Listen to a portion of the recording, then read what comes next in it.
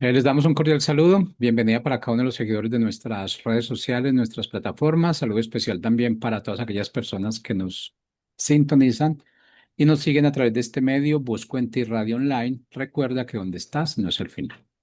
Continuando con nuestra programación, contamos con la presencia de Ricardo Ortega, nuestro segmento Que te conozcan a ti. Así que Ricardo, bienvenido. ¿Cómo estás? Jorge, bien, quiero saludarte y también a todos los que nos hacen favor de ver y escuchar en este segmento que transmitimos con mucho gusto para todos. Y bueno, hoy vamos a tocar un tema que yo creo que si tú eres creyente, pues es posiblemente el más importante para nosotros, que es justamente la resurrección de Cristo. Pero mi esposa y yo, los dos preparamos, aunque no la ves hoy, pero entre los dos preparamos el material. Lo que hicimos fue que no solamente queremos hablarte de lo que la Biblia enseña acerca de la resurrección, aunque lo tocaremos obviamente al final un poco, sino quisimos también trabajar un poco en por qué creemos en la resurrección. Yo sé que como creyentes, para nosotros es una verdad, un hecho irrefutable, el hecho de que Cristo vino a la tierra y que Cristo murió por nosotros y resucitó al tercer día para que nosotros podamos tener vida eterna, ¿no? Pero también mi esposa y yo, en el tiempo que pastoreamos, que hemos estado en un par de iglesias, nos hemos dado cuenta que muchas veces la gente, cuando viene al conocimiento de Cristo, a veces como que una de las dudas que puede tener es, oye, pero ¿cómo saben ustedes que lo que dice la Biblia es cierto? ¿Cómo saben que lo que la Biblia enseña, pues no fue Jesús una persona que nunca existió y que nunca sucedió lo que dicen? ¿Y qué diferencia hay entonces entre leer la Biblia o leer el libro de Narnia o cualquier otro libro, ¿no? O sea, El Señor de los Anillos o cosas de esas, ¿no? ¿Cómo saben que no hay diferencia? Y creo que vale la pena nosotros dedicarle un tiempo al hecho de establecer históricamente la venida de Jesucristo y cómo eso nos abre la puerta para poder entender que la resurrección es algo que efectivamente sucedió y que incluso nosotros históricamente podemos encontrar pruebas, ¿no? Mucha gente nos dice, oye, científicamente compruébalo. Bueno, el que dice eso, lamentablemente no se puede comprobar científicamente porque una comprobación científica está hecha para que nosotros podamos repetir un mismo evento diferentes veces. Te voy a poner un ejemplo. Si tú juntas dos compuestos químicos, va a suceder una reacción. No importa si los juntas hoy, si los juntas mañana, si los juntas en un mes, si los juntas en México, si los juntas en China, si los juntas en África, esa reacción va a suceder porque tú puedes repetirla tantas veces quieras y siempre vas a tener el mismo resultado. Eso es una comprobación científica. La resurrección de Cristo no podemos hacer una comprobación científica porque no es algo que nosotros podamos meter a un laboratorio y estarte resucitando a Cristo y resucitando a Cristo y resucitando a Cristo. Lo que sí podemos tener es evidencia histórica que nos compruebe eso. Uy, pero es que entonces si no hay comprobación científica, bueno, yo no puedo comprobarte científicamente la Revolución Mexicana, pero es un hecho histórico que todo mundo sabemos y podemos comprobar mediante datos históricos que sucedió. Uy, es que no me puedes comprobar que entonces sucedió la Revolución Industrial, la Revolución Francesa. Pues no, científicamente no te lo puedo comprobar porque no puedo hacer que se repita la Revolución Industrial y se repita tantas veces como yo quiera, pero sí te puedo demostrar que es un hecho histórico por toda la cantidad de evidencia que nos demuestra que eso es algo que efectivamente sucedió y que tenemos forma de comprobarlo históricamente. Entonces, esa es la primera cosa que vale la pena para nosotros retomarlo. Científicamente podemos hacerlo, no como con ningún dato histórico. Históricamente sí podemos encontrar la suficiente evidencia que nos permita entender que efectivamente sucedió. Ahora, ¿por qué para nosotros como creyentes es importante el que podamos creer que hubo una resurrección? Número uno, porque no tenemos varias citas. Mira, por ejemplo, Primera de Corintios, déjame leerte un par de Primera de Corintios, ¿no?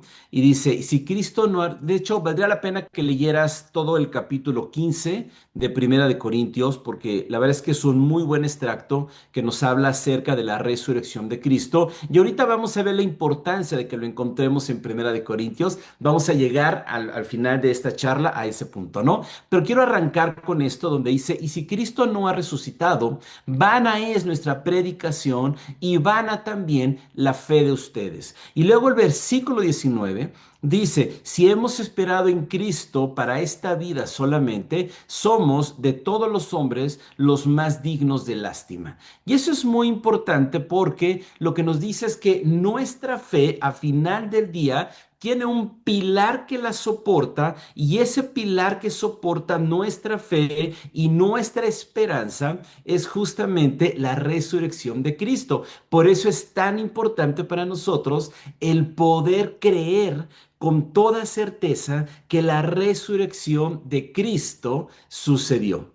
Juan, en el capítulo 14, en el versículo 19, dice algo muy interesante. Jesús, hablando de él, dice, un poco más de tiempo y el mundo no me verá más, pero ustedes me verán porque yo vivo, ustedes también vivirán. Cuando Jesús estaba hablando acerca de que iba a morir y que resucitaría, cierra esta frase diciendo, porque yo vivo, ustedes también vivirán. Y esa es la certeza de nuestra vida eterna. Saber que así como Cristo vive y trascendió la muerte, nosotros como creyentes también viviremos. No trascenderemos la muerte como Cristo mismo, que Él resucitó por méritos propios. Nosotros moriremos y podremos acceder a la vida eterna por el sacrificio que Cristo hizo por nosotros en la cruz. Es decir, yo no me salvo por mis propios méritos, a diferencia de Jesús, que sí lo hizo, sino que me salvo por lo que Cristo hizo en la cruz, ¿no? Ahora, vamos un poquito a avanzar acerca de cómo lo podemos hacer.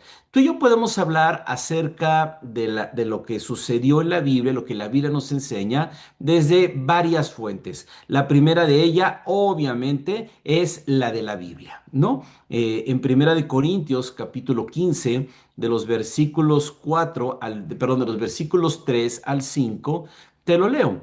Dice Pablo, cuando escribe justamente a los Corintios, les dice, porque yo les entregué en primer lugar lo mismo que recibí. Entonces Pablo está dando testimonio de que lo que él enseña, alguien más se lo enseñó, que Cristo murió por nuestros pecados conforme a las Escrituras, que fue sepultado y que resucitó al tercer día conforme a las Escrituras. Se apareció a Cefas después de los 12 y sigue hablando de otros eventos consecuencia de la resurrección, ¿no? Pero digamos que número uno, la Biblia misma nos da evidencia. Ajá. Ahora, yo sé que uno no puede utilizar con frecuencia la Biblia misma como argumento a favor de ella, porque caemos en lo que se conoce como un argumento circular. Oye, ¿por qué me compruebas que hay un perro? Porque el perro está ladrando. ¿Y por qué está ladrando? Porque es perro. Entonces caemos en lo que se llama como un argumento circular. Pero también lo importante para nosotros es entender que encontramos mucha evidencia histórica fuera de la Biblia, lo cual es sumamente importante porque es lo que a nosotros nos deja ver si algo efectivamente sucedió. Y para eso tenemos que irnos a la manera histórica de comprobar, es decir, a las fuentes históricas que encontramos y que estas fuentes sean sometidas a lo que se conoce como el método histórico o historiográfico. Es decir, que podamos hablar de hechos históricos comprobables, que sabemos que sucedieron. Insisto, no porque los podamos repetir en un laboratorio, no estamos hablando de física, no estamos hablando de química, estamos hablando de un hecho histórico y por eso tenemos que irnos a evidencia histórica para entender si efectivamente sucedió o lo que efectivamente no sucedió. Yo puedo tratar de estudiar Narnia como un evento histórico. Pues sí, el esfuerzo lo puedo hacer. El tema está en que no voy a encontrar ninguna evidencia fuera de Narnia que me justifique que todo eso sucedió. Yo puedo intentar estudiar, no sé, El Señor de los Anillos como un evento aislado. Pues sí, sí puedo hacer el intento, pero no voy a encontrar ninguna evidencia fuera del mismo libro que me respalde que todo eso efectivamente sucedió. Y con la Biblia sí tenemos mucha evidencia fuera de la Biblia que nos demuestra que todo eso sucedió. ¿En qué consiste un método histórico? En cualquier evento histórico, para nosotros determinar si efectivamente sucedió, debemos cumplir con ciertas características de acuerdo a este método, que es el que más respaldan los estudiosos de la historia, ¿no? Uno dice que tiene que haber fuentes tempranas de los hechos. Esto es muy importante. Si a un evento sucede hoy, pero lo siguiente que nosotros encontramos es que 1000 años después se empezó a escribir de eso, tenemos que empezar a dudar, porque los que lo escriben no estuvieron presentes y no lo vieron. ¿Sí me explico? Lo que nos lleva al siguiente tema, los testigos oculares. Si hay testigos oculares o presenciales de esto que sucedió, gente que caminó, que vio, que ahí estuvo cuando eso pasó. ¿Por qué sabemos que la Revolución Mexicana sucedió? Porque tenemos libros y bibliografía de gente que estuvo ahí. Incluso nosotros tenemos videos, pocos, porque la fotografía apenas está empezando, las cámaras de video apenas estaban empezando, pero tenemos documentos que nos lo comprueban y por eso nadie se atreve a dudar que sucedió una revolución mexicana. ¿Sí me explico? Igual con esto. ¿Hubo alguna fuente temprana? Ahorita vamos a ver de cuándo son los primeros escritos que nosotros tenemos acerca de la persona de Cristo. Dos, ¿tenemos testigos oculares o tenemos testigos presenciales que estuvieron ahí en el momento en el que eso sucedió? También, ¿tenemos enemigos como testigos o todos los que testifican son amigos? Es gente que desde un principio se vio muy involucrada y uno diría, bueno, pero pues es que está testificando a su favor porque desde siempre fueron amigos, desde siempre caminaron juntos, desde siempre se conocieron y se apoyaron, pues es lógico que hoy está apoyando, ¿no? Por eso tenemos que hablar de enemigos como testigos. Y también que haya múltiples fuentes independientes. Es decir, yo no solamente las evidencias que me demuestran esto tienen que ser dentro de la Biblia o de gente que era afín al cristianismo, sino que yo pueda encontrar evidencia de gente que no solamente no era creyente, no era cristiana, sino que posiblemente haya sido contraria a lo que es el cristianismo, pero que aún así da evidencia de que esas cosas sucedieron. Esas son las características que debe tener un método histórico para que nosotros podamos entender si efectivamente esto sucedió, ¿no? Ahora, nada más para que tú sepas, obviamente por cuestión de tiempo no vamos a poder ver todo, pero para que tengas una referencia, hay cerca de 3400 evidencias históricas fuera del cristianismo que nos hablan de la persona de Jesús histórico. Es decir, ningún historiador serio al día de hoy se atrevería a dudar de que Jesús como figura histórica existió. Ajá, ningún historiador hoy se atrevería a dudar de que Jesús fue crucificado.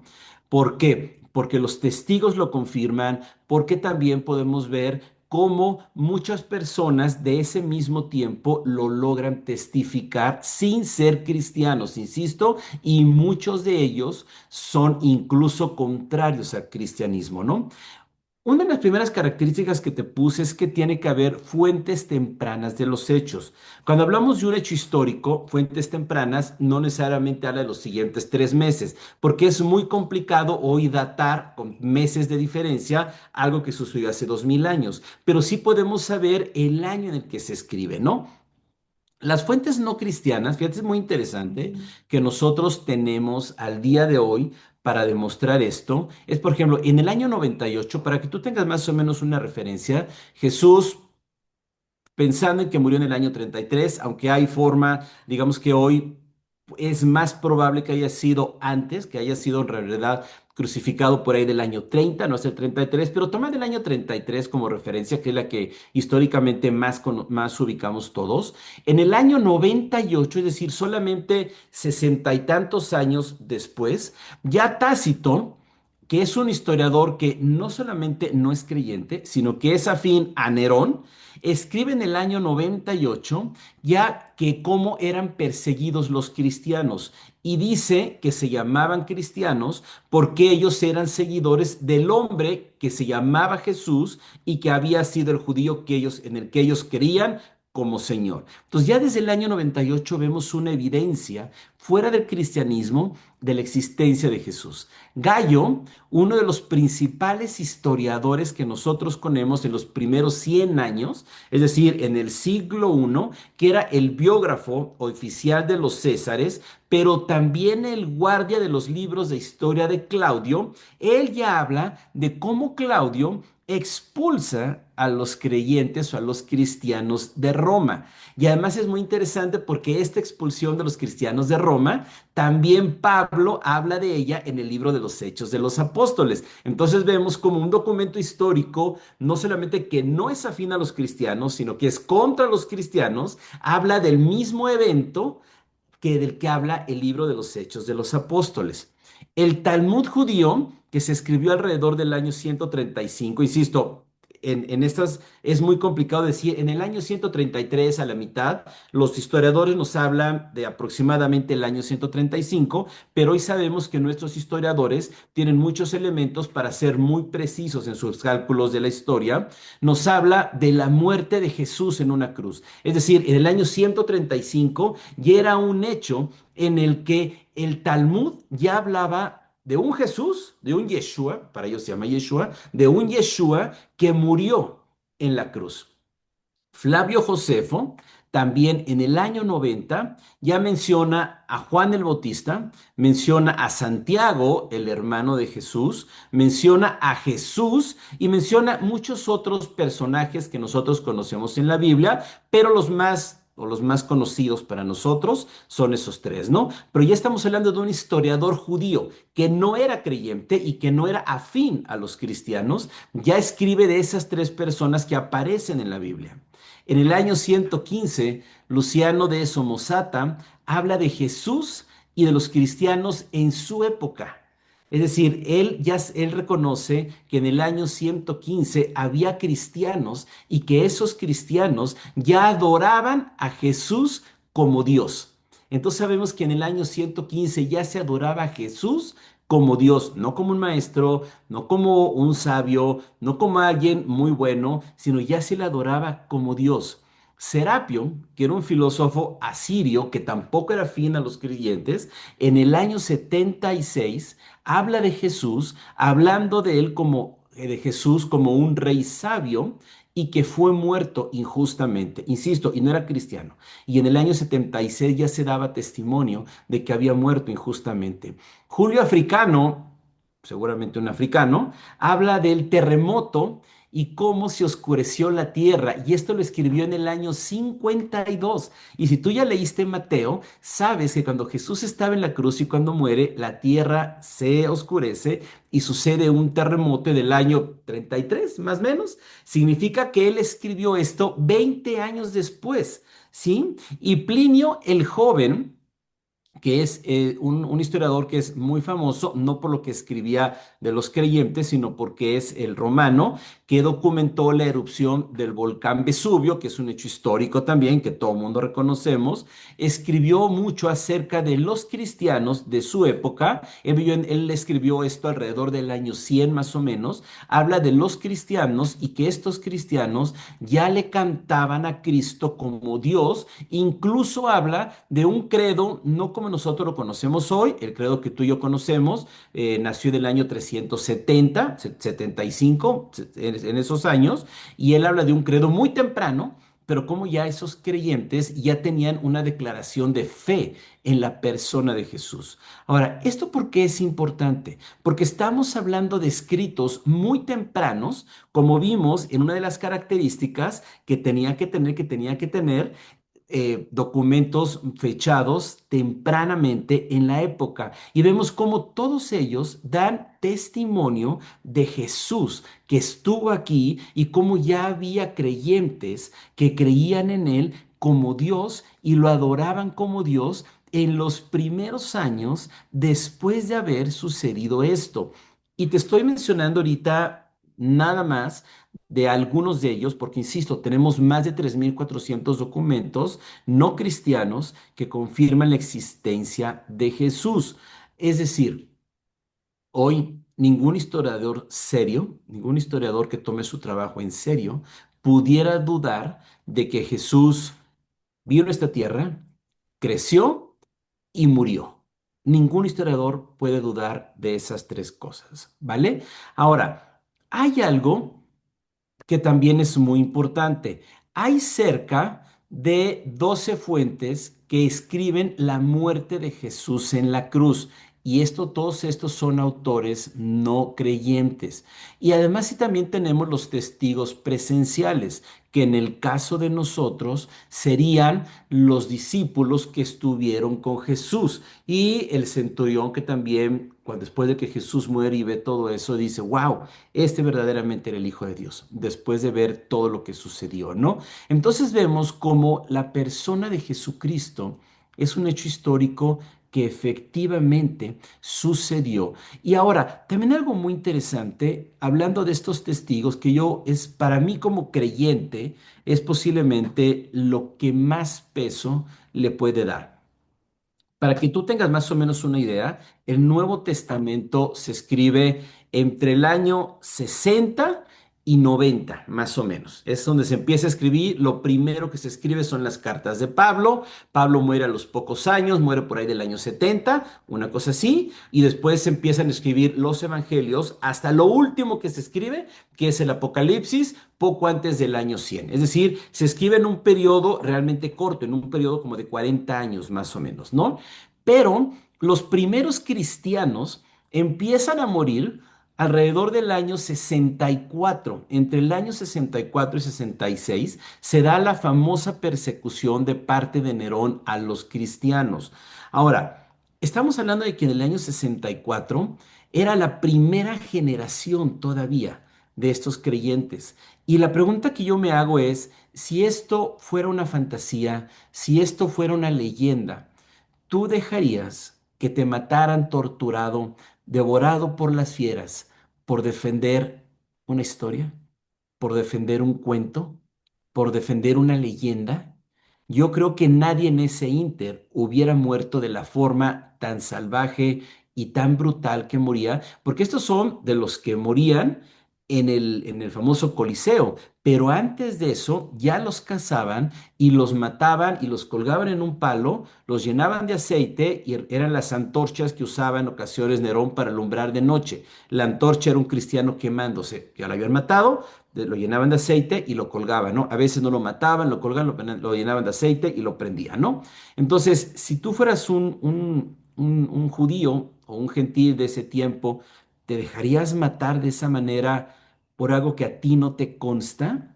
Los primeros discípulos, el primero Judas, bueno, él se suicida, pero de los otros 11 que restan, muere Juan de vejez, desterrado en una isla, pero digamos que es el único que muere de causas naturales. Se muere de viejo, aunque desterrado en una isla, ¿no? Pero los otros 10 murieron entre atravesados por una espada, aserrados, colgados y crucificados.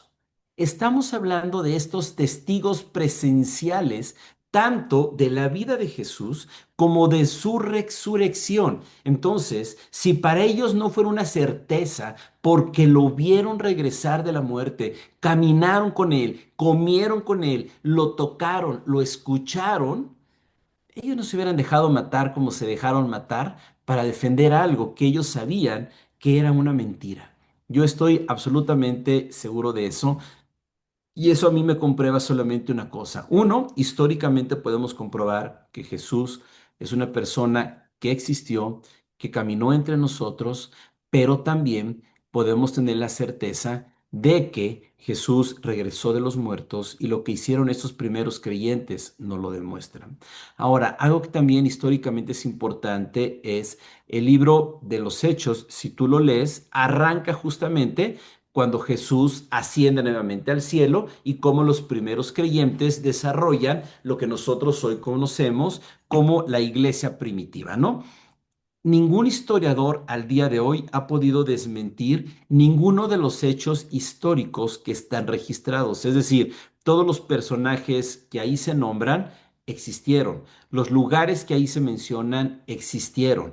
Todas esas cosas que son históricos los podemos comprobar mediante escritos fuera de la Biblia, que esas personas existieron y que esos lugares existieron y que muchas cosas de las que se mencionan ahí históricamente sucedieron, como por ejemplo el que decíamos ahorita, la expulsión de los judíos de Roma, que justamente Pablo menciona en el libro de los Hechos, ¿no? Entonces, si todo el libro de los Hechos es un libro que históricamente está respaldado, entonces podemos nosotros confiar en que la resurrección y la ascensión de Cristo es un hecho que aunque científicamente no podemos comprobar, históricamente sí sucedió, ¿no?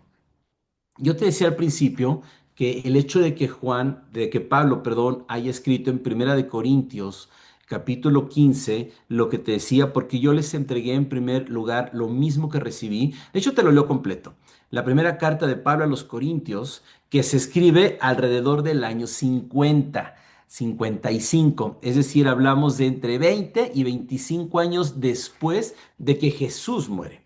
Y dice Primera de Corintios 15, versículos 3 al 7, dice, porque yo les entregué en primer lugar lo mismo que recibí. Es decir, Pablo está reconociendo que él no está inventando esto. Él recibió una formación y eso es lo que él está transmitiendo, ¿no? Que Cristo murió por nuestros pecados conforme a las Escrituras, que fue sepultado, que resucitó al tercer día conforme a las Escrituras, que se apareció a Cefas y después a los 12. Luego se apareció a más de 500 hermanos a la vez, la mayoría de los cuales viven aún, pero algunos ya duermen. Después se apareció a Jacobo y luego a todos los apóstoles. Es decir, él está diciendo a quién se le apareció, en qué tiempo. Y esto es muy importante porque si tú eres un estudioso de la Biblia, sabes que el libro de los Hechos lo escribió Lucas. Lucas, el mismo autor del Evangelio de Lucas, ¿verdad? Y Lucas era un médico que desde que él va a escribir el Evangelio de Lucas, cuando le escribe a su amigo Teófilo, le dice, oye Teófilo, te estoy escribiendo esto porque me dediqué a estudiar diligentemente todo para decirte las cosas que efectivamente sucedieron y en el orden en el que sucedieron para que tú sepas cómo pasaron las cosas, ¿no? Y él era un médico muy, bueno, no sé si muy prestigioso, pero era un médico en Grecia y por la carrera que él tenía y por el griego que él utiliza en su evangelio, hoy sabemos que era una persona de un alto nivel de educación. Hablaba un griego que no todos los griegos hablaban, es decir, era una persona que tenía una educación superior. Lo confirma el hecho de que era médico y cómo escribió ese evangelio. Y esta persona, que hoy sabemos que era sumamente estudiada, se dedicó diligentemente a estudiar para escribir esas cosas. Él es el que escribe el libro de los Hechos y por eso es que ningún historiador, 2000 años después, ha podido desmentir nada de lo que él escribe. Ahora, algo muy interesante es que yo te había dicho que una de las cosas que debe tener un documento es que debe tener enemigos. Y tenemos dos enemigos nosotros en la Biblia que acabaron dando testimonio. Uno fue Pablo. Pablo arranca su historia en la Biblia siendo un perseguidor de la iglesia. No era un creyente, era alguien que perseguía a los cristianos porque no creía en ellos. Y un día en su caballo se le aparece Dios, lo tumba, le da un mensaje y Pablo se convierte en cristiano, se convierte en creyente y Pablo empieza a predicar. Él es un enemigo que fue testigo. Y dos, tenemos a Jacobo, el hermano de Jesús. Si tú te das cuenta en los evangelios, Jacobo no solamente no creía en Jesús como Señor, sino que hasta de repente hacía burla de Jesús. Y ves cómo, conforme suceden las cosas, Jacobo acaba siendo un discípulo comprometido con la palabra del Evangelio y las buenas nuevas de salvación de Cristo. Entonces, podemos ver cómo tenemos evidencias en la Biblia y no solamente en la Biblia de la persona de Jesucristo y por lo tanto tú y yo podemos descansar en la verdad de que Cristo es una persona que existió, que murió por ti, murió por mí y que resucitó al tercer día para traernos salvación y liberación en toda nuestra vida. ¿Vale? Así que déjame orar para que podamos cerrar este capítulo y podamos seguir luego hablando de este tema tan fascinante que es de Cristo nuestro Señor. Señor, te damos muchas gracias por la oportunidad que tú nos das hoy de poder hablar de esta verdad y que tú en verdad estuviste entre nosotros. Tú caminaste entre nosotros. Tú veniste para habitar entre nosotros, como dice Juan, pero también a morir por nosotros y no solamente morir, sino resucitar para que nosotros podamos tener una fe fortalecida, animada, no en nosotros, sino en que tú, Señor, has cumplido todas y cada una de tus promesas a nosotros, incluido la de regresar entre la muerte para ser el primero de todos nosotros en la resurrección y que podamos, Señor, nosotros tener la certeza de la vida eterna a tu lado. Señor, gracias por ello. Te bendecimos porque eres bueno y digno de toda nuestra adoración, Señor. En el nombre de Jesús. Amén y amén. Amigos, pues un gusto saludarles en este programa que te conozcan a ti, que transmite a través de Busco en Ti Radio Online. Recuerda, conócelo a través de su palabra. Que Dios les bendiga. Nos vemos con el foro de Dios la siguiente semana. Hasta luego.